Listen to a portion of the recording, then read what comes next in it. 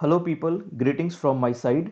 आज 14 अगस्त है और आज हम शुरू करने जा रहे हैं मार्क डगलस द्वारा लिखी हुई book trading in the zone का पहला chapter, the road to success.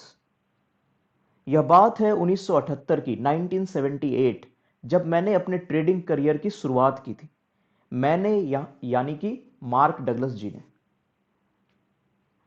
उस समय ट्रेडिंग कम्युनिटी बहुत छोटा हुआ करता था। लोग फंडामेंटल एनालिसिस को ज़्यादा यूज़ करते थे।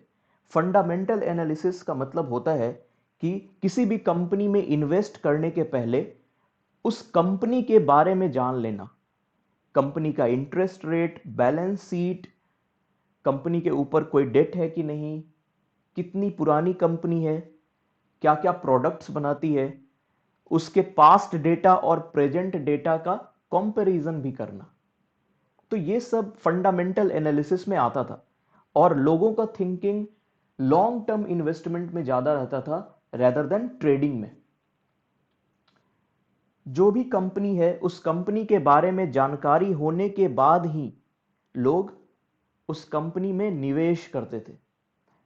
लेकिन अगर आप आज किसी से पूछेंगे या आज किसी से सजेशन लेंगे कि किस में इन्वेस्ट करना है, तो वो टेक्निकल एनालिसिस पे फोकस करेगा।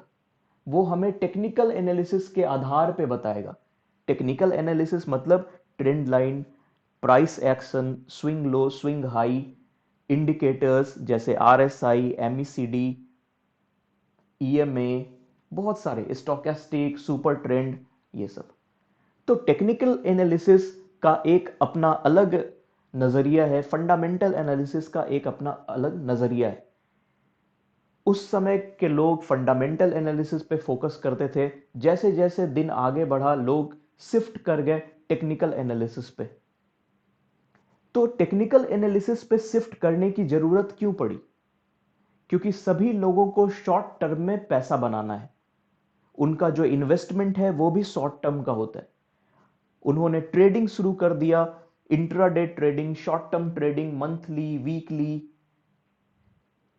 अब फंडामेंटल एनालिसिस के साथ एक अच्छाई है तो एक बुराई भी है। अच्छाई ये है कि अगर हमें पता है कंपनी के फंडामेंटल्स तो हम उसमें कॉन्फिडेंटली बैठे हुए हैं, और एक समय आने के बाद अगर कंपनी का कुछ गड़बड़ हो गया डेटा, तो हम उससे एग्जिट कर सकते हैं। टेक्निकल एनालिसिस मतलब है कि हमें बहुत ज्यादा लंबे समय तक नहीं बैठना है। हम शॉर्ट ड्यूरेशन में ही कंपनी के बिहेवियर पे, प्राइस के बिहेवियर पे एक्शन ले सकते हैं।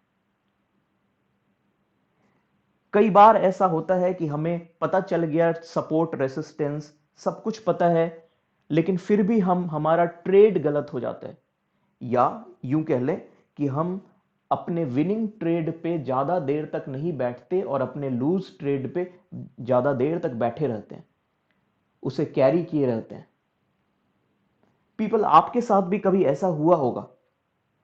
आप ही कभी आपके एमटीएम में जहां पे आपने ट्रेडिंग की और वहां पे प्रॉफिट होने लगा +1000, +2000, थोड़े ही देर बाद वह हो गया -1000, -2000, -4000, लेकिन फिर भी आप बने हुए हैं। और कभी कभी तो आपने उसी पोजीशन को ओवरनाइट भी कैरी कर लिया। क्यों? क्योंकि हम अपने इमोशंस को कंट्रोल नहीं कर पाते।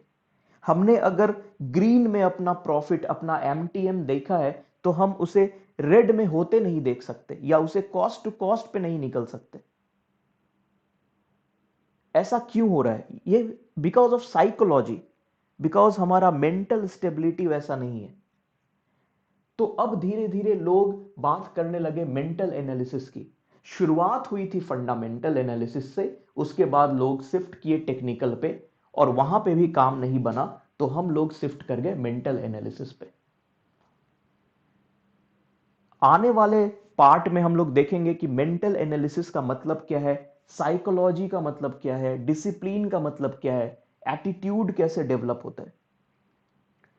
सो पीपल, आज के लिए इतना ही। इस चैप्टर को मैंने दो पार्ट में डिवाइड किया है। अभी हमने पार्ट 1 देखा और ये पार्ट 2 है। सो ओके पीपल, हम लोग नेक्स्ट सेशन में मिलते हैं। Thank you so much.